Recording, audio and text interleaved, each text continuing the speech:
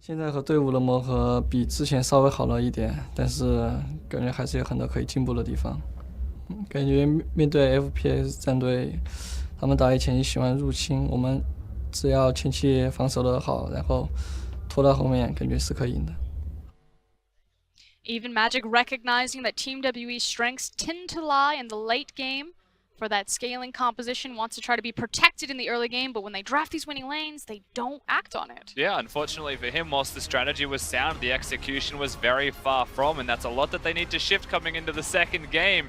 If the execution is the problem, then where do you even start mid-set? Well, I'm going to start with the draft, and the thing is FPX are going to swap onto blue side, but before we talk about blue side draft adjustments that we want to see, Rusty, we have to recognize red side. Now, what I love that FPX did on red side is the Xayah ban that you were talking about. It's against Mystic. He's a great Xayah player. And then the higher priority pick of Ryze. Normally, teams will use the red side to find a counter matchup into the mid lane, but with Azir still open, it almost feels like it forces WE's hand to go for the Cassiopeia and take away that late game scaling potential from them and a pick that they like to favor. Yeah, it makes you wonder as well what WE are going to do in response to that Ryze. Of course, the sides have swapped, but a priority on Ryze for themselves might be the answer here, being on that red side. I think that Ryze may actually be the #1 champion to be seen in game number 2. Because ultimately, they last picked Caitlyn. They last picked an AD carry FPX on red side. It wasn't the last pick rotation that was their highest priority. I think it was much more evidence in their first pick of choice being in that Ryze, where on the opposite side, whilst we're looking at champion select from game number 1, I feel like there is a very simple recipe that WE are just refusing to acknowledge, and that is just protect Mystic again. He is playing out of his mind at the moment. Give him a champion that isn't the Varus. Don't just put him on mid-range scaling utility type of AD carries. Give him the Caitlyn. Give him something that can scale like even the Tristana that they banned. Again, that goes back to the fact that they banned the Tristana when Trist and Caitlyn were back up and forced themselves onto this position. So Caitlyn or Tristana, which way do you want Mystic to go? I would prefer he gets himself the Caitlyn. His Tristana's a bit shaky. We know very well how much WE succeed in a siege composition. So Caitlyn is the way to go for me. Perfect. Well, FPX had a great trap setup when they were on red side. We can see if they can do the same thing on blue side and close this out 2-0. Pulse, Raz, answer our questions. I refuse. Thank you, guys. Oi. Yeah, let's see if it is indeed the Caitlyn priority coming in here, because the question I was going to ask is, well, WE, a lot of criticisms we have is like, hey, out of the drafting phase, why don't you have winning lanes? Well, WE had 3 winning lanes, so it's just like, well, now what? Where else do you go in the draft if you already have those winning lanes? Yeah, perhaps I would say more clarity in gank pressure, because this time around, winning lanes are great, but if you don't utilize those lanes to get proper vision with your jungler, then okay. But if Magic's been having great ganks, primarily, with his Rek'Sai, Jarvan, which he apparently won't have this game, then just go for a Ryze pick. They might not get it because they don't have first pick, but if they get a Ryze mid lane, then it makes it a lot easier for them to kind of get those early game leads just based off ganks rather than push. Well, right now we have the bans from FPX. That is Sion, Xayah, and Galio. And then on the other side, WE will pick up or ban away the Tahm Kench, Jarvan, and Camille. What did you just say, Raz? I just said that they didn't have blue side, so of course they're not going to get it. That's what I said. And there we have it. Ryze will be first picked for FPX right here. WE on the opposite side. Olaf is still available, and they are hovering over it, and they will lock it in as well. And this is where it gets into a tricky point. This is usually when teams would get Cassio Olaf, but then you'd have no CC, so it's a full snowball on top of the Olaf's head. That's why teams start to really bolster down that with utility elsewhere. Alistar is one of them. We've seen some teams go to utility AD carries, and that's why we're very likely going to see another Varus pickup, just because if you lose utility in both mid lane and top lane because you have to pick for the Ryze mid lane, then you need the Varus pick. He's good in lane, but it's also just the fact that you need that CC. I just realized this is third game champion select music, and we're only in our second game. We still have potentially 2 more games to come in this one. Someone is ahead of the curve right here, but Alistar will be coming out as Celestial's pick in this game, and it will be responded by a Shen and also a Kha'Zix. So Shen, of course, flex pick for Gimgun and Crisp. However, what's still open? Vladimir. So we're probably going to see Vladimir if it's not banned away. They might just get banned away at this point in time. Seems like FPX have found themselves in the second half. I don't even want to guess what Gimgun would go towards. Clip! If he doesn't get it. Oh god. Yeah, I don't know what you go towards. I have no idea. Nope. Not the Urgot. Not going to even entertain that fact. We already heard. Who was it? Ah, yes. It was Clement who knocked you down a peg off that pick. only because it hasn't won yet, but he still picked it, so there is a legitimate argument. There's a reason for that. Fiora going to be banned out against Gimgoon here, going to be another ban towards the top lane, and FPX looking towards also the top lane. None of the top lanes have been picked up yet this game, so Null will be taken away from 957. Yeah, so this is where you get to a point where even when the top lane bans get thrown time and time again, Shen is still in FPX's court. So we haven't seen Gimgoon go towards the Shen, but he can. It's a very easy champion to utilize and has a strong laning phase. So I wonder if FPX goes towards the Shen top lane and allow Chris to pick up something like a Braum, I would say. Just as a takeaway to WE, sure, WE has the Alistar for themselves, but Braun is pretty damn good into the Alistar, so that'd be great to bolster their strength there. Caitlyn, the final ban from WE, so we're not going to get the analysis predictions for the AD carry in this game as it is taken off the board. And in Gangplank, the final ban towards 957. So FPX, the same second rotation, second phase bans as game 1.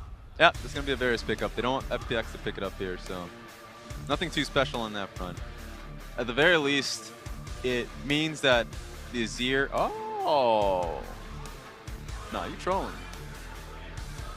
I'm gonna entertain this over because they were talking about it on the desk. There we go. It's the range that they were wanting to talk about. We wanted to see either the Caitlyn or the Tristana, but the desk said, you know what? I'll go Caitlyn. W were like, actually, we're gonna ban out the Caitlyn and go for the Tristana ourselves. So we have the laning phase burst along with Alistar. It's a great combination within the lane. We saw the strength of it in the last series when TOP picked it up for themselves in their winning game. And also just has the proper range as you rank up with the draw bead. Get to like level 16, you just have some sick range on you. I'm going to gun towards this one here. Thinking about the AD carry as well for FPX.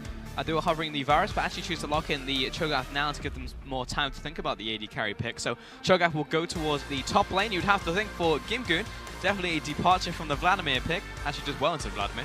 And then FPX final pick will be indeed the Varus. All right, so FPX pick up the Varus, which allows Kha'Zix a little bit more room and safety of being the damage jungler through and through. That's a lot of engage points coming out of FPX from the Varus ulti and the Ryze snare that we've seen in the last game as well. So FPX, they should just play through mid lane and bottom lane. Cho'Gath should just be left in his own lane. Is 957 actually just trolling Gimgoon right now? It's just like, no, he's actually just going to lock into Vladimir. Is Gimgoon swap sides? Is he actually just on WE now? It looks like it. I mean, to be fair, 957, when he's streaming, he has the widest champion pool. He just plays everything. He plays Lowy, plays GP. Man's a carry player in solo queue. And he plays in competitive. He's like, all right, no, only these few champions. So he can play this. It's not like something out of the ordinary, but it's definitely, when you're on a big stage like this, it's a surprise that he's willing to go towards. Yeah, it's not really a surprise, as you said, that he is able to play the pick, but he's also picking it into Cho'Gath into the top lane as well, into Gimgoon. That was what was, it's like, hang on a minute. You're picking yourself into a bad matchup. Are you Gimgoon? So he's going to pick up this one here. And the thing with Gimgoon this time around, I think he's got the Resolve primary tree just because he's holding on to the teleport. Yep. So either he's gone towards, I would say maybe Airy or something, just something ridiculously AP, or he's a smart man. He's gone towards Grasp of the Undying, so we've seen a lot of it from these Cho'Gaths. So it's gonna be interesting to see how he does in the lane, seeing how Vladimir did well in the last game. Yeah, it's not really a lane where the Vladimir can do anything too funky like a Kleptomancy. Cho'Gath will push in the lane. But we get to see the reverse of the matchup now as well, because Gimgoon was actually able to be pretty even in the Vladimir versus Cho'Gath matchup. So if 957 can do the same, then obviously he has the same skill capacity in the top side. And the biggest worry usually for a Vladimir in that lane, just to dig into it a little bit deeper, is the fact that there is some range to Cho'Gath's trading patterns. Of course, W, Q, both of them are pretty decent in being able to trade back.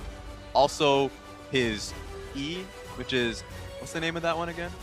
I'm challenging Feral you now. Scream. Oh, no, that's the W. Feral Scream. Anyways, Vorpal Vorpal Spikes. Excellent. Gotcha. Gotcha. Gotcha. Both at the same time. We'll call it a draw. Yeah, but Vorpal Spikes allows him to trade through the wave, but also get a pushing lane for himself. So that's usually is great for Cho'Gath in this instance, and it sets up for ganks. So I want to see Kha'Zix go top lane, just because, well, Vladimir wants to get away from that lane, or at least wants to escape ganks with his pool. Not going to happen if you set up for a proper screen into Q combo. Well, as we get onto the ref, we can hear the crowd. Let's see if FPX can make it the 2-0 sweep over Team WE. A major win for them in the Western Conference, and they can make it happen.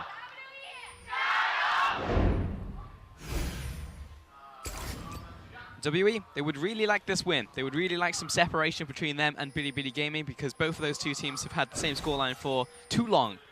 And while they are 3rd and 4th right now, WE would like to try and secure a 3rd place and not just be battling everybody else over a 4th spot. Yeah, it's been rough for WE for the last few series. I mean, even though they took victories up against LGD and Suning Gaming, both of them, 3-game series, especially against LGD, like what happened there? And then up against Invictus Gaming, they got outright stomped. So right now it's WE. They need to prove something to their fans. I've been chanting their names every single game that's been coming through, that they are getting better as a team. To be fair, so did everybody. The top 3 of the Eastern Conference is undefeated against everybody in the West. So everybody lost their games against Invictus Gaming, Roguewarriors and RNG. True, but people expect more from WE. It is true. A world semi-finalist. Definitely would expect them to ramp it up, but of course this is a team with Magic Celestial, trying to get used to these 2 new members into the team. And we've seen moments of brilliance out from both of those players. You know, Celestial had a great game last game on his Braum. Magic, not so much, but we've also seen his tactics also pay off. You know, playing around Xie, playing around top side of the map has often yielded results, because then Xie is able to carry that baton. Carry the baton is doing quite well for himself, just consistently. I was really freaked out by it, by the way, when he came in first few weeks into the split, just falling on players. I thought he was the weak link of the team, but the moment he loses Condi, he steps up, real drive underneath him. So yeah, Xie's been so strong as of late. What's really surprising about this early game, by the way, Pepper got red buff into blue buff and then took Gromp, so he's on the map a little bit more quickly. He did it just to defend his camps because Olaf is a faster clear. Problem with Kha'Zix into this matchup, Kha'Zix into the meta matchup of Skarner and Olaf, is that he is so slow in his own clear. Olaf can get Krugs very easily. Usually gets Gromp on first clear, but Olaf didn't do it this time. He didn't do Gromp blue at the same time. So usually Olaf's just burst out in clear speed. So it's on Kha'Zix to at least get some early skirmishes down to even Rump. And what that turned into was taking the big Raptor on that camp. It did mean that Magic had a bit of tempo to move towards the bottom side of the map and take away the Crab, however. So he'll beat Pepper to the punch on that one. But Pepper will go back into his jungle and start farming his own Raptors. Keep going through his jungle here.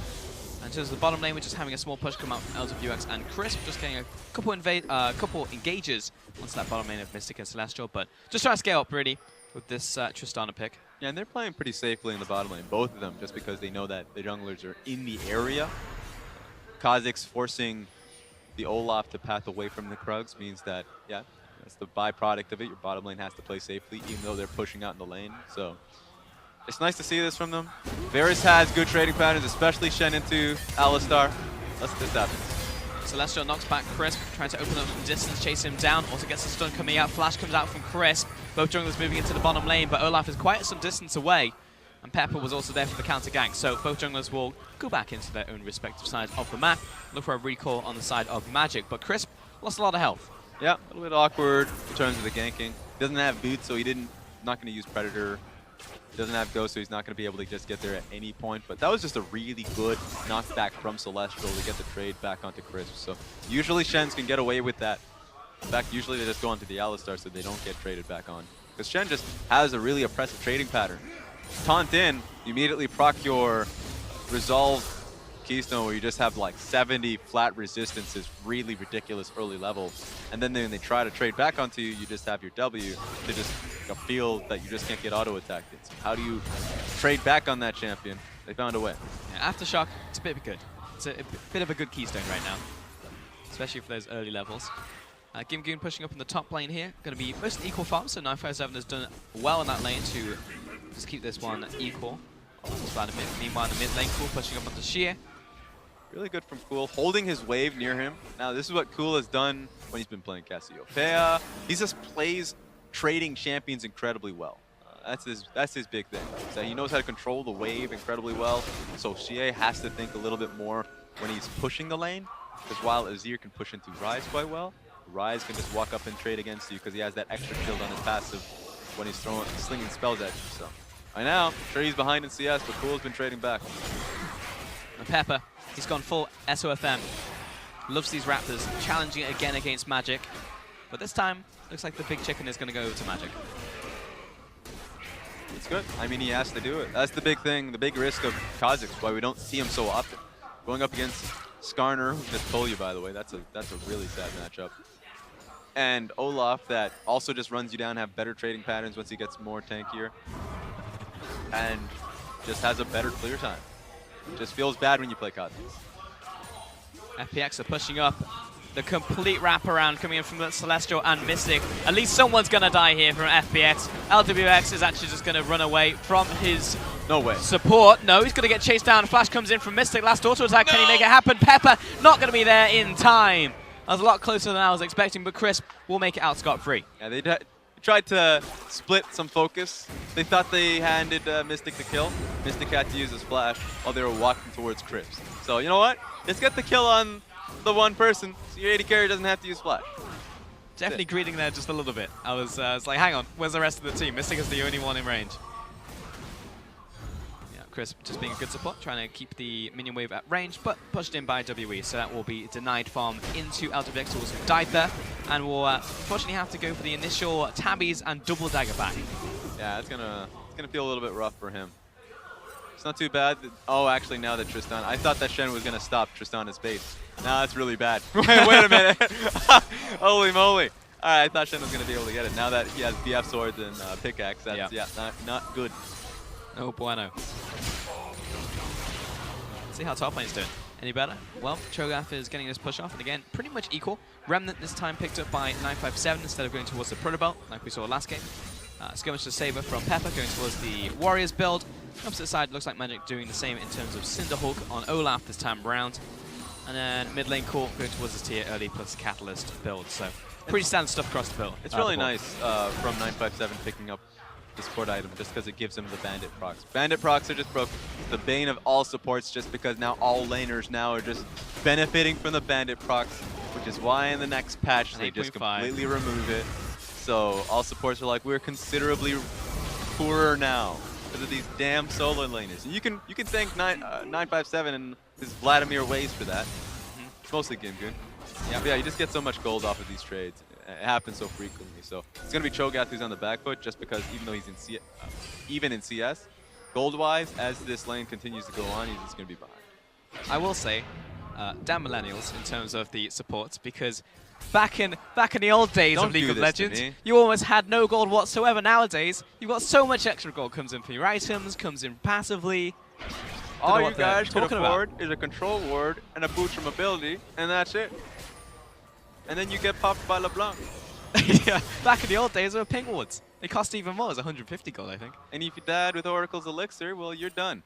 Game over. It's over. So, supports nowadays, don't know how good they have it. But they'll still complain. Mystic and Celestial stepping up, clearing away this control ward. And yeah, some of these control wards really need to get cleared out by FPX, by the way. Yeah. That one really deep in the bottom side of the map, because you can see it. It's pretty big. Right now, they're contesting right in the river. I wish we could just get the observer over. There we go. That's been there for so long. Cool has recognized it's been there just because he placed a ward right around that area that's been denied vision. So he's been wanting to clear that ward out for a long time, but he knows the trap surrounding it. He doesn't want to get caught out by magic, so he's been waiting on Pepper to back him up. How's Sheer doing in the mid lane? About 100 farm, so he's got a pretty hefty advantage over this Rise so far in terms of farm. Just taking a look at the situation of Core as he is taking away this control ward. Also got the support of Pepper, sending that Scry's Bloom over just in case there could be any Olafs in any nearby brushes. Yep. Good play from him. I mean, this just comes down to constant patience. Like, that's something that's missing in a lot of the millennials, or just the players in general. New players that come through, they see a control ward, they're going to clear it. And then they usually die from it, especially when they go up against proper teams. So Cool's bringing that veteranship where he recognized that a control ward's there, and he has confidence that he'll be able to clear it up at some point as long as he calls his own jungler and just waits it out. Now that I think about it, it's even more impressive that Cool has just been into the roster, because here in the LPL, we have 6 game days a week. Now, at what point during that week do you go back home and practice? Of course, after the matches, before the matches, when approaching your next game. But there's not a lot of time to adapt from week to week to bring in, a new player into the mid lane. Even though it is cool, there's a huge pedigree behind him, but that's still changing up the play style when you have someone like Bing, who was very much an interactive mid laner. Like, he would pick a Talia, roam off to a side lane. Mid lane would be like, where's the enemy mid laner? I'm by myself here. And then Cool obviously has a very different playstyle. That's true. And what made the job a little easier to replace him is that even though he would primarily be known as a roaming mid laner, he had one of the lowest kill participation. So that's just interesting from that viewpoint, is that he did have some really good games, Bing, but he's going up against real top talent. So bringing in Cool works out well. You're right. What happened in the training regiment for Cool to be fit in so seamlessly? Because I guess there were initial rumors that he was coming in as a support player, but it seems like he did well enough to find playtime as a mid laner. I think Crisp has definitely earned his spot on FPX, to be honest, when you look at them as a team. But that's the problem when you bring in like any new talent into any role as 957. He's okay. I'm gonna back away from this one. Because there's just so many good players in almost every single role. Like, you speak about like the mid lane talent. There's a lot of good mid laners in the LPL. Like, Shia is just one of them. You know, like Brookie, Xiaohu, like literal living legends in the mid lane. Even Easyhoon's here. He's in the league as well. Like, you have to deal with so many people. That's true. And what's great about this is that when you slot in a player like that, it changes so much of what your team dynamic is like. Because Gimgoon is a good example of being on teams after teams where he's had to be with, I would say, subpar mid lane. Raphael comes to mind. Last team was Game Town. Republic is another one. Victor player. So now, look at how much pressure he's able to output just because he has so much pressure mid lane. But in this case, Magic moved towards the bottom lane with that roam, managed to pick up the tower. Going to be a response to the top side from Gimgoon and the Herald that was placed down by Pepper. So it will be a trade in top, but WE have the small tempo advantage and the benefit of first tower, and Magic is able to move into the jungle and take away red buff here. Yeah, good clear overall. It's just a trade inside, but there's no, I guess, Kha'Zix can commit to the next wave. That'll be fine. So I want to see what Kha'Zix does here. If he commits to the next wave so he allows the Rift Troll to smash into the tower, I would favor that for FPX. Because even though the bottom side is completely cleared out in favor of WE, you can finally move the Cho'Gath out of lane and focus towards mid lane. So it's a tempo advantage in this sense, where Varus and Shen are completely pushing in to this tower, but they're already just starting the push if you're WE in top side. That was cute from Pepper. That's nice. Yeah, we're not seeing a push in from top side. Gimgoon had not back for quite some time, has just finished his Abyssal Mask and picks up a Giant's Belt, so that was a massive buy for him, in fact. And he even picks up a pot and a Control Ward at that. W actually moved most of their members into top side after making that bot play. Moved almost everyone up there, including their bottom lane and Magic, to try and find that tower, it looks like. Gimgoon will be sent back to the bottom lane, and it will be a response for Crisp and LWX towards the top. I guess the best thing about being a Tristana in this case is that you can push the enemy team to always respond to you. Because even though they were behind in tempo, Tristana just eat up a cannon minion in the middle of a massive wave and completely obliterated it just because she's Tristana. So that's pretty cool from her, just to be able to push FPX to still respond to their aggression. For now, these should equalize in terms of lanes. We have Australia lanes going on right now. Cheer just picked up his blue buff because his delivery, and then he'll move back towards the mid lane here as well. So generally just still accruing farm. It's going to be a while until we see a fight, really. The first dragon was Cloud.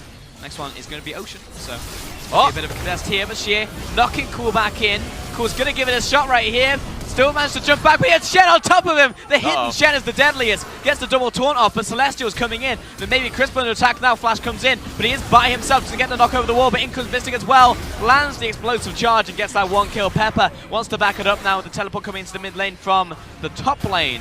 Gimgoon decides to stop it in the end. 957 had nowhere to cancel, but it was another kill to WE. A good response from Chris to see if he can save out Cool. He does in the end, but there are way too many members of WE. Good setup from WE just to get the dive, recognizing that everybody from FPX were so focused on the top lane, they didn't see that their mid lane was just under siege. Luckily, it won't be the tower dropping here, so it will just remain one tower to one tower, no mid lane towers to fall. And Mystic will get some time with the top lane tower, though, and it seems like no one from FPX will be able to respond in time. They got so many wards. WE has so many wards in the blue side jungle of FPX, so the rotation from mid to top, not really seen out. Kha'Zix was taking Krugs because he didn't really read the play, so it's unfortunate from the side of FPX that they lose 2 towers based off. Oh, just 1 tower, but a tower and a kill for them. Tower, kill, vision. There was a lot lost from FPX here in this early game, but it's not cataclysmic. This is not a FPX who just thrown the game in 10 minutes. This is an FPX who was still able to bounce back. Uh-oh. Heck flash over the wall, and Mystic, they're still coming in. They also have Olaf, but he's a ways away. It's a good chain of corruption, but LWX is about to be trapped in the second. Flash comes away. Mystic is unable to pin him against the wall with Buster shot, but he still jumps in. Chris, can he get the save off to happen? Passes through Celestial, and Mystic has gone so deep. Mystic, hello, responds. Well, you've gone so incredibly far right here. And Pepper is able to come in with the counter gang, actually choosing to back away from Celestial. Doesn't know who's around the corner, but will be able to flash in for the kill. Taste Their Fear comes in. True. Cool coming into the top side, flash out from Magic, and he will be able to get out alive. But Mystic, he went so deep. What do you even say after that? I mean, I saw the play, I understood it. He jumped in because he could get the slow, and he was waiting for Alistar, but the taunt from Shen makes it so hard. In fact, Tristana, the moment the taunt comes through, Tristana should just back away. I'll tell you exactly when she should back away. So let's do it. Great taunt from Chris immediately. Great Varus ulti. So Mystic's like, I'm going for this. What do you even think about this? I'm going to get the next auto attack jump straight on top of you. Chris, once again, finds Celestial, gets another taunt off of him so he doesn't follow through. So at this point, Mystic's just alone. You didn't tell me when he was meant to back away, Raz. Oh. I was waiting for it all that time. I never got it. I trolled you. You trolled everyone who's watching this game. I lied all along. But yeah, even before the Shen landed the taunt was the point. Whereas before he was probably meant to back away. I would say at that moment, actually the moment you get the jump off, the second jump off, Yeah. and Varus throws out his hail of arrows, just watch. And even then, you're going to take a bunch of damage from tower because you're timing it. But 100%. You're probably just going to get chased down by Ryze anyways and you'll die. Yeah. But at that point, individually speaking, concede the defeat. yeah, I actually do kind of get it from Mystic though. To the point where he realized he was already in too deep and he was like, well, I'm all in. There's no half measures. Either we get the kill and we go for one, or I'm going to die trying. And he died trying. He is the rapper. It's true. Got the dragon just spawned. WE starting to chunk it down. Got Pepper around the bottom side. We'll see if he can look for this steal. He doesn't have the flash, just have the ultimate to stealth in, and he finds the seal. Right under the nose of Magic and Crisp. He's caught out, but he managed to jump back towards his team. Celestial gets a nice little punch down and the stun as well, but now he's trapped. Support for support. 1-for-1 trade, blood for blood. But the dragon over to FPX. Yeah, that was surprising. Usually Kha'Zix would at least try to go for a Q, smite, execute, at least to challenge an Olaf E smite execute. Olaf didn't even try for it, so Magic just didn't see the play coming and he didn't think Kha'Zix would even try for it, so he just lost out in the smite battle. It's always a problem with junglers. Always assume there is a chance for a steal to happen, whether it's an Ezreal two-shot barrage on the enemy team, whether it's a stealthed up jungler. Just assume that there could be a steal coming in, even if you can't see them. Because then that happens, and then Pepper just gets the steal. You kind of have an egg on your face. Yep, you get flamed. You don't want that happening. Never. But that's 3-3 in kills. WE still have the slight gold advantage, but all in all, I would say this game has definitely evened up a bunch for FPX to the point where they're in a very similar situation to Game 1, where they are still able to challenge the team fights, move towards objectives, and if they can find another inventive play like they did in Game 1, you know, get that Baron from underneath the noses of W, where I honestly feel this game will stop towards the Baron once more, then this could actually be a 2-0 for FPX, which would be monumental for them. Yeah, I think it's going to be important that WE shore up the vision control that they have because they need to take FPX seriously. Their mid lane weaknesses that they've had before no longer are weaknesses. In fact, these rotations are making FPX more confident in moving towards side lane plays. Gimgoon, not behind when he's walking up towards denying 957 in lane because he knows that Pepper and Cool constantly have his back. So right now FPX are feeling rejuvenated from this. 20 minutes on the clock, Baron is spawned. Both mid lane towers are open though, or rather they are up, open to be taken. So it will be pretty hard for the teams just to instantly move towards the Baron area and take it. So it seems like step one still needs to be completed by both these two teams, but got both the top laners in the bottom lane. Just hitting the towers, trying to deal with these outer turrets right now. Though there is a teleport coming in from Cool and Pepper, chasing down this Olaf, speeding himself up. Gimgoon is a little bit slow to the play and burns the teleport, however. Yeah, they thought they could get it. I wonder if they just burn Baron and try and force a fight, knowing that Vladimir's on the opposite side of the map. Still a Warden there, but it has just been Control Warden. Teleport coming down from 957. WE should be able to react in time. No more of those Game 1 shenanigans. Celestial looks for the engage. It's locked on the backline. In comes 957, but that's not a big Vladimir ultimate, though it's a lot of damage onto Gimgoon. He flashes over the wall. Mystic, he's now maybe in a bit too deep with Pepper right there as well, flashing over the wall. Burst the shot. Not a knockup coming in for Celestial. Chris goes down. It's a 1-for-1, 2-for-1 trade for WE. I wonder if WE even want to look for Baron after how low they are and they don't have the damage of Mystic. It's gonna just, yeah, it's over. It's cooled off, but man, that was insane. Mystic caught himself out. Still had flash too. I want to go back to see if it just came up. Not sure about that one. Yeah, may have just come up, and also he definitely did not see Pepper there. Felt like he was safe once the Cho'Gath jumped over the wall, but in fact, there's always Pepper hiding in the shadows and hiding behind the team of WE. But after that play, 2 kills, 1 death, but they get the mid lane outer turret. That's the thing about W evolved Kha'Zix is that it really changes your play style, or at least it makes it so much easier for your team just to get the slows off. Isolated slows so much. So let's take a look at this one because Celestial goes in. I was worried about the follow-up, but 957 immediately goes in. Taking a look specifically at Mystic's positioning, jumps in and gets trolled because Gimgoon's already over the wall. That's where the real concern comes in. And he did actually have flash too. So that was just really poor positioning from Mystic. Jumping in on the Cho'Gath that was just going to be able to flash out and then not repositioning himself as well. Mystic's been a little bit bloodthirsty this game. This is, I mean, Mystic, we know him well for overextending for minion waves, but not really for overextending for kills as such, but he's definitely done a lot of that in this game. And it has been to his detriment. That would have allowed them to get Baron. So that's the criticism there, is that even though WE as a team won the fight, they lost a lot of summoners, but Cool almost got a kill. Ultimately, had his positioning been a little bit more proper in that instance, they would have been able to get a Baron and end the game. But now that we're back in square one, which is just pivoting towards Baron pressure. A very similar situation to the first game, really, for both these two teams. Challenging over Baron Vision again, kind of doing the whole Baron dance, pushing up, pushing back. The ebb and flow of a ward battle will continue here. But the mid lane outer is down for WE. That is a major prize that they managed to pick up after that last fight. And it's an objective that FPX will find it pretty difficult to move towards unless they find multiple kills onto WE. So there is definitely that. They can push up further, try and choke FPX out of their vision. It's going to be a little bit... Wait a second! Mystic! He's just straight up dead. Celestial now caught out with his pants down. And the rest of WE do not want this. They want to try and get out. Damage control more than anything. We're just talking about picks while FPX find 2. Yep, the bottom lane of WE, Celestial and Mystic down, still with flash. Just didn't expect the taunt flash to come through. Now he's going to be reeling from that one. You do not steal Baron from a Cho'Gath. He doesn't have ulti though. That might be an opportunity. There's a chance. It's a 3 versus 5. That's a good ultimate coming in for the Vladimir and enough chunk damage to probably dissuade FPX from going onto the Baron. Good stuff from 957. Good challenge, good challenge, good challenge, really, at that point. FPX went on top of it just as a bluff. Sure, you have a Cho'Gath, but you don't really have a way to just secure the Baron. So Mystic, sure he fell through, but the team of WE were going to be able to defend that Baron. So yeah, let's take a look at this. Let's see how much vision he had. There's no vision here. Okay, yeah, you can flash that. You can flash that.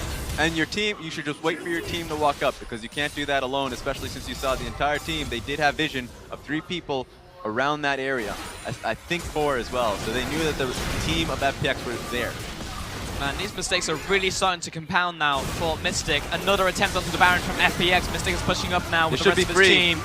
Magic pushing in as well. This might come down early, but it's going to be gobbled up by Cho'Gath, and now the engage will follow. This instant kill onto Pepper. How much can WE get off this one? She is already low. He'll have to back away from this one. Celestial is down. It's a 1-for-1 trade, and FPX, they get away with the Baron. And Cool even flashes through, think he can get the kill onto Xie. That was a free Baron. 957 was nowhere near it. So, turns into a Cho'Gath and immediately a disengage coming out of FPX. Really well played from FPX once again. Finding the first Baron in the second game once more. Again, getting an advantage. WWE will take the Dragon, but again, it's another Cloud Dragon. And FPX seems to be playing these Barons so incredibly well. Yeah, I think it's a bit of both things of WE not playing so well this split. Sure, we've criticized them heavily because of the new players. Celestial's been all right, so I'm not even going to blame Celestial. Those have been Magic and the team play coming through. Condi provided a lot of structure. Yep. And FPX, game one with Cool, and it seems like so much of their team play issues have been resolved. That is something I didn't even consider, moving towards the Baron. WE have lost Son of Baron. They don't have the steal potential anymore. Like, that was a major point when WE would approach a Baron that's already been started by another team. They would always have Connie. There's always the percentage That's play true. that they can go for. They didn't have it. Like, I agree with that. There's still a Cho'Gath there. So, in We've any seen other Condi pull off some bizarre steals in the past. I'm Raz. not going to credit Condi for stealing it away from a Cho'Gath. I've seen him do it against Kalista Ren before. That's an own goal, all right? That is not Condi getting a goal. Soccer shames people for an own goal. We should shame people, all right? It happens enough, and Condi steals so many Barons that it stops being that. It starts being a percentage play that goes in the favor of WE because of it. But they didn't have it. I mean, 100%. I agree with you. Condi definitely pulls up those plays time and time again when WE are far behind. He's not there in this instance, so it's definitely something you could say. That's a little bit sad. It's a loss. Holistically. Not For just sure. this game, but holistically. And FPX, what can they do with this Baron now? Because they're pushing up the mid lane. They can probably finally crack this outer turret. Oh, hey, it's already down. It's actually an Azir turret that's left. I was completely fooled by Azir, the Emperor of the Sands, so it's fine. Tau's going to go down once more and push up the middle lane. We've got the Baron's up cannon minion. Good old Cannondorf is going to rock up to this tower and lay waste to it. They're moving up. They really want access to that Cannondorf. I mean, Celestial wants to do something, but he always has to use his Unbreakable Will. And that will be enough for them to kill that one. It looked like Mystic was able to step up and just nuke it down. So the battering ram is down, but Celestial's ultimate is also burned. It's a good thing that they have enough frontliners on the side of WE to just challenge the abandoned dwarfs whenever they can. And here comes another one. Well, they don't have a second banner, I don't think. So it will just be the Baron's up cannon minion. Right, so Cool also went to the bottom lane, so he's got another lane pushing. So FPX, if this doesn't work out, they can maybe rotate this pressure. We'll see. He has enough AP where his auto attacks are meaningful. So split pushing, given enough time, get a good chunk in that turret. So he has two options, of course, staying in the lane or rotating to get the mid lane turret. So he's actually rotating, seeing that 957 is in the bottom lane. They already have a lot of wave clear, though. I mean, Mystic and Shie can hold waves for days. Let's see if they can do it once more without this Valamir's pressure. Magic's able to step up, and the answer is yes. All right. I do think one control ward would be great, being able to cut WE's vision of their blue side jungle. They have one that's, I suppose, inside the wolf camp, question mark.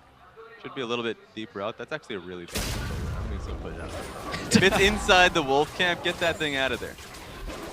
They should look for a base so they can revamp their control wards. Chris is the only one that has one on top of himself.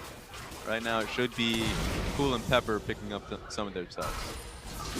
That's pretty random control ward. If I'm the jungler or anyone clearing that camp, I'm just like, hey, extra gold. I'm going to pick that one up. Totally fine with that one. But a little bit interesting. You should do it a little bit to the top of it, to the left, just so you can cut the vision of them if they are behind the wall. That's the major reason. WE, though, have pretty much prevented the entire siege coming in from FPX. They managed to get the outer mid lane turret, but that's the only objective they got off of that Baron, really. So WE are able to stabilize, turn this back into another dance around another objective. Next Dragon will also be Infernal, so most likely we'll see the teams clash over that one for sure.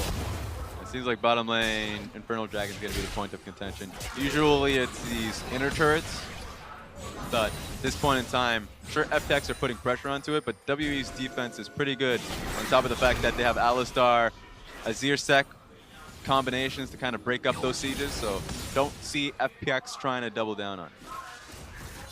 We just got 1 4 lane assignments right now with Ryze just in the bot lane, soaking up this farm.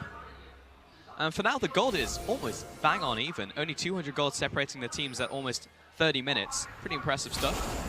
Infernal Dragon spawning in around 90 seconds from now, and it's actually FPX who have beaten WE to the punch in terms of vision.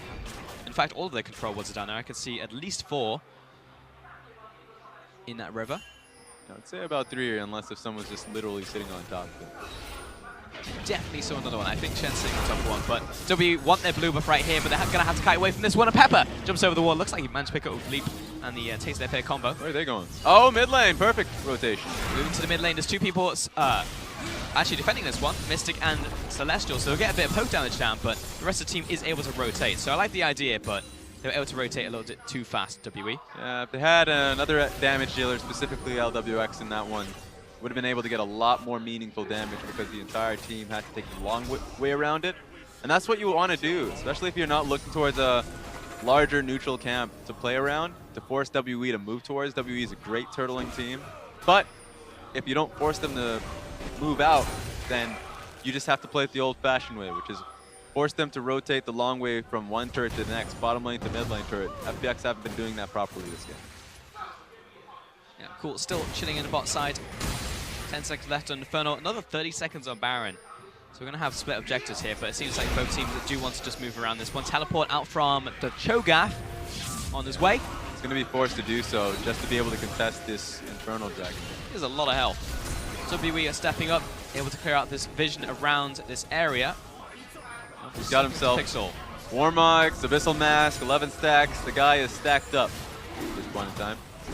Dragon down to 4,000. And they get the contest. Cho'Gath, he just wants to get a range for the feast more than anything else. Pepper No way. He takes his time. He finds yet another steal away from Magic. Now here comes the chase. Everyone's trying to get aboard the bus. And everyone's out. FPX managed to do it. Oh, Apart no. from Pepper! Mystic! The assassinate comes through. Flash away from Celestial's re-engage. Can he make it happen? 957 comes in. Mystic and Celestial from the sidelines. Mystic doing so much damage to crits. He'll back away from this one. But Gimgoon, no chance to regen. The Cho'Gath's down. 3 kills to WE. And cool, he's on the run. They had to learn how to cut their losses. Sure, Pepper got picked up. That's okay. That's fine. That's one mistake. You know that Mystic has stacks for days, or he can actually just jump off of the reset. There's no reason for Gimgoon to do a half stack back. There's no way for LWX to try and commit to a fight. Now they lose the Baron, a much larger objective because of it. Really unfortunate. It really was just a lack of damage control coming in from FPX. That turns into a Baron, and WE will be able to use this one to push. Let's take a look at that one again, because it was a great steal from Pepper. Yeah. They'll be happy with the Infernal for a kill trade. You should have essentially recognized that, yeah, it's an Infernal for a kill trade. Take it and move away from it. Either give up Gimgoon so everyone can get out and use your Rise ultimate so the 4-man lineup can get further away, or you say, okay, we're using Gimgoon to get out of here, and it's Pepper who's going to fall out. But they try to save everybody, so guess who died? Just about everybody. Because all the resources were still available from WE, and that's going to be a big swing here. Yes, the Infernal's down, but WE, they can take a lot off of this push. They can nuke down this mid lane tower, and now the Tristana really starts to turn online. The criticisms we've had to Mystic's position in this game, he's just been farming up really well for himself. He's a great farmer, so at this point in time, he has 3 strong crit items underneath him, and a fully built up Lord's Dominic's regards. Push comes into the mid lane. Do they have a banner? They do not, but they probably don't need it because they have already a siege engine in the form of Tristana if she's able to step up to the tower. There is a good amount of threat, though, from FPX to just keep them away. Yeah, look at that. Was really good placement from Gimgoon's Q, because his Rupture, he's waiting for Mystic to walk up to the turret, usual pattern for the Tristana, and he would just queue out in that direction, maybe find an opportunity to get a jump on her, but Mystic's been playing that well. Oh, this is quite slow, this push, just because there is no banner on that minion, but it will eventually die. They're able to step up between minion waves, now push into another inhibitor tower here. WE wading into the grounds of FPX now. 957 also with the split push in bot lane. Should be able to take this one relatively uncontested, unless Cool can get there and stop him and push him away from the tower, which, see if he can do so. It's already very low, and the cannon minion is wailing away at it, so it seems like 957 will get this one. And WE rotate into the bottom lane. Oh, here we go. Wants this engage. He doesn't want this engage, and they'll just get the tower. So it's 2 towers, double inner turrets in from WE. Good defense from Cho'Gath. These are 2 waves crashing in at the same time in bottom lane and mid lane. FPX are fully committing to bottom lane. That means that Mystic should have the opportunity to get free hits on this mid lane tower. Yeah, he got a couple. He got his explosive charge on that one. It's good timing ultimately coming in from WE. They're waiting for these waves to crash in at the same time. They're stalling out the bottom lane wave so they get the mid lane wave paced out properly. So, it's pretty good from them. This tower's almost down, bringing up the Sun Disk as well. With the minion wave coming in, WWE still have probably 2 more waves of minions ready to push up. Should be the tower collapsing. And FPX, we'll see if they actually just try and defend their inhibitor here, or whether they just let this one go, try and cut their losses. Pepper poking from behind, getting the slows down. Inhibitor's down, so FPX will not look for the engage. They'll wait for the next objective. Seeing what he can do at this point, their composition really does descale. It's hard for a Cho'Gath to do much in these team fights, unless if he gets, I'd say he's going back for a Gargoyle Stoneplate, but if he gets Gargoyle Stoneplate and find a good chomp onto Mystic, great, that's excellent. But ultimately a mid-range champion of Eris, mid-range champion of Rise, Kha'Zix in team fights really do poorly against the long range of the Azir and Tristan.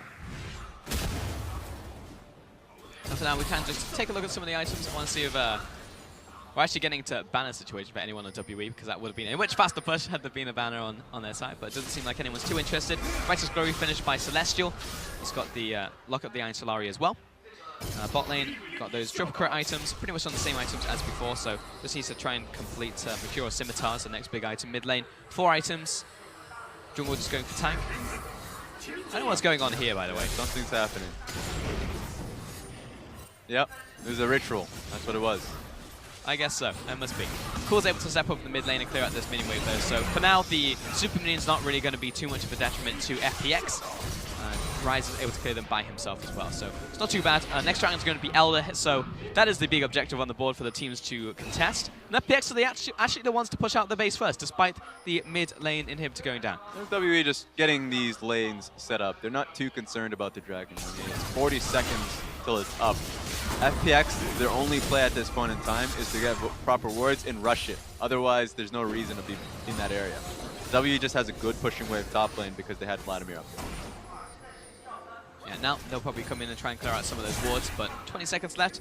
Bot lane's pushing in, so we might want to try and meet that before it crashes into a tower. But they will be playing around bot side anyway, so it's not too much of a big deal. It's the difference between top tier teams and teams that are trying to learn, trying to get there. He gets away. Is that teams trying to learn, they get to the dragon area, it's like, all right, we're here first. Just hold position. We control this land. Top tier teams, they set it up. They force you to move away from that area because they realize, hey, if you don't move there, you're literally just going to lose tower HP and multiple minion waves. Yeah. So they have to send someone back for the top lane wave so WWE can play patiently and regain control of this area. They're playing patiently. Yeah, WWE not forcing anything. Pushing up, taking away the vision. Gimgoon split. Following with the damage. Not going to stick though, since they do have the Warlock, unless they just turn around and kill him. Pops the gargoyles right now. Beam me up, Scotty. Get me out of here. Crisp and Gimgoon take that one to safety. For that one, it's a bit of a trade. Nice banner. It's a bit of a trade for Alistar ulti, which is pretty impactful, but also the Gargoyle Stoneplate, which denies Gimgoon's ability to go flash chomp, because he doesn't have flash nor the Stoneplate. So his positioning in team fights are going to be a lot less linear. It's actually just difficult for him. Nice little win there from WE. Elder Dragon, 13,000 HP, but they should be able to cut it down relatively quickly. Cool was pushed up the mid lane. He's also moving through the river right here. That's this. It's down to 4,000 HP. They've turned onto Gimgoon right. Once again, WE are kind of split right now. Cool has to back away. He's slow, and the flash comes out from Mystic. He gets the reset. Looking towards Chris right now. Is low himself. Magic not able to finish him off. And that's another assassinate by Mystic. One after another, and he bounces in for the second, the third. Moving on to Gimgoon. It's almost a complete wash from Team WE. A 5-0. Right for the pickings. Mystic found one person after another, just out in the open, away from each other. So it was Cool first that took the 1v1 burst from him. He takes it easily, and it was just people limping up out of the fight, so it was very easy for Mystic to get the kills. And we don't even need Elder. If we go 5-0, we just push it down the mid lane, which already has super minions there, and WE will finish this game off. It took another 40 minutes into this one, but WE have evened up the series 1-1. Stay true to the team fight mentality and play around Mystic. Heard that one in the analyst desk, and the crowds are cheering for it. It was the Mystic show. He got himself his long-range Tristana, and he won out these team fights. Sure made a few mistakes, but once he got to the real crucial point in the game, he made it worthwhile. I feel like the fact that WE I really feel it was around the Dragon, after that Infernal Dragon, where they were able to get multiple kills, then turn it into the Baron. It felt like up until that point, FPX had a pretty good amount of control because of the fact that, Mystic was getting caught out a bunch of times. They were able to get these picks. They were able to, for the most part, keep control over the Dragon area. But after that, it was a big swing from WE, and from there, you can see the massive swing from 32 minutes into the game. Yeah, I'd say it's primarily because of the wave control coming on the side of WE. It wasn't just the end game that made it the difference. It's time and time again, every single time it was a massive objective. WE were confident that they had control on it because it was on the side of FunPlus Phoenix, but they weren't paying proper attention to their side. So we saw some of the weaknesses from FPX as you move towards the mid and late game, kind of exploited there by WE, but it's also good to see that WE is still able to do it, because we did have criticisms in game one, like they did have winning lanes and it didn't really work out. Magic had multiple times where it was just mechanical misplays out of that guy, but second game, much more clean. Yeah, it was much cleaner from him. I think the Tristana and Caitlyn picks that we've been hearing from the analyst desk, and it was obviously Caitlyn banned out here. Yeah. Wonder who's going to be on blue side, because if you're on blue side, you might be the team that picks up the Caitlyn and force the enemy team to either pick Tristana and have a proper lane or just ban it out. So that's going to be an interesting thing coming out of game 3. That's true. We did see a side swap up. We'll see if that impacts the third game. But for now, we are going to send it over to the analyst desk to take a look at game number 2. And of course, we would have a 6-game series. But here we go, boys. We have to start in the draft phase because we're talking a lot about different champions. Azir, Caitlyn, Tristana, Ryze, and every single one of these champions came up. Yeah, and I will say that we actually called most of it, so for what it's worth, we were kind of prepared for this draft to happen. The place that we do want to start is where Raz mentioned, definitely the fact that there was a Tristana. We said one thing just before we threw it to them, so we want Mystic to pop off because he has been playing incredibly well. Get him off the Varus, give him something with extra range. The only downfall to this, and the reason that we have to bring this up first, is he gets the Tristana and they ban the Caitlyn, which is perfect from Team WE.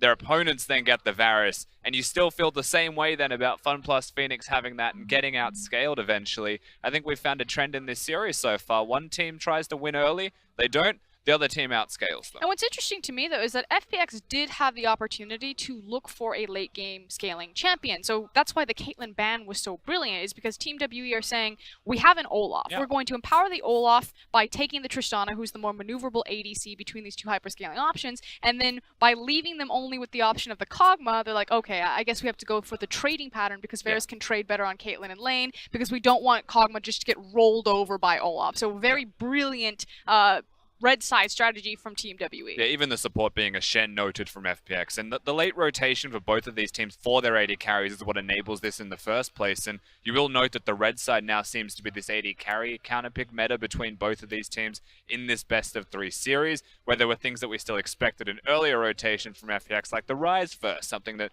we said would be a big deal, and it was still early rotated and was still good, but Xie shows that it has an answer to that as well with the Azir, and now the entire dynamic of the draft phase will start to shift from this point, as WE have shown they have an answer to literally everything FPX threw at them. And then it comes down to win conditions. So the first place that we really have to start is all of these repeated Baron plays. Because FPX put themselves where they effectively had the same comp that Team WE did in game number 1, it was a mid-game comp. So we want to fight around the Baron. We have a Kha'Zix, we have a Cho'Gath, we have a Varus. We need to siege this at 20 minutes or we're going to get outscaled. And they attempted that about 40 times. They certainly did. Now, I will say that FPX executed this better than Team WE did in the first game, and they got themselves a Baron at some stage. They were able to push with that at one stage as well. The biggest reason for all of this is the man who's just died on your screen twice now. It's Mystic. Cho'Gath is handcrafted to kill AD carries. They do exactly that. They kill the AD carry multiple times, and this is that one time that FPX get themselves the Baron. And you're looking at it, you're like, okay, they've done what WE couldn't do. Perhaps this is going to be enough for them to close out the game. But then we saw these heroic plays from the side of Team WE that don't look heroic, but having to use an Alistar ultimate to minion dematerialize, a Banner of Command cannon, something that felt like it had to be forced by FPX. They had to cherish that minion and let it push an inhib down, or they start to get outscaled from the point the Baron subsides, and that's exactly what happens after that. Yeah, and then you see the stats, like 300 games, Mystic and Xie playing together in the LPL, and it starts to come that even with the 2 new members of Magic and Celestial, that Team WE still have that incredible late-game synergy,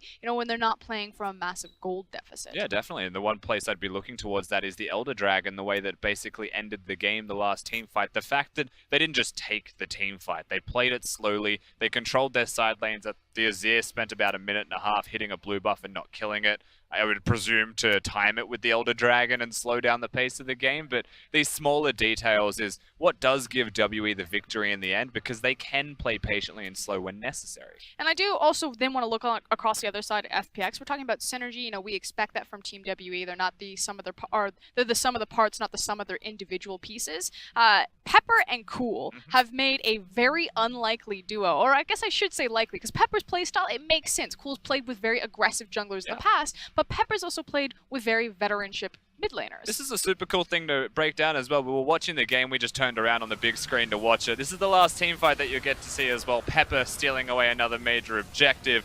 And the duo between them, Cool is communicating very well, Frost Guild note. Unfortunately for him, it's not just Pepper that he has to control, it's the whole team. And unfortunately in those moments, it does go completely awry. Gimgoon, no matter how tanky you are, you're still going to melt. Yeah, do yourself a favor. Anytime that Cool's camera is on screen, just watch him during fights. He is going crazy. We are up above the stadium. This is a 500-person arena, and we can hear him from here, and he is very passionate. He is yelling a lot. This means a lot to him, and you can visually see that. It's his first set back. He's playing against Team WE. It's always redemption for Cool to see if he can show up and step up to the plate and perform. And the fact that between 500 people and us is the stage as well, all of the noise of the casters, we could still hear him yelling, says a lot for how seriously he is taking this. But we do need to address our man of the match, and unfortunately, it's not Cool this time around. It is Celestial for Team WE, because we're going for game number 3. And that Alistar, like you said, using his ultimate to the dematerializer, setting up these fights, and really trying to dig out Mystic from some unfortunate situations. And a lot of WE's composition was about kiting backwards. If they ever wanted to go forwards, it was super crucial that Celestial did it and did it well, and he was able to get those engages off very well for the side of Team WE, and very much deserving of the MVP there, because it wasn't Mystic until 30 minutes, it was certainly the support. And with that, we're going to see what's going to happen for our final match of the night between WE and FPX.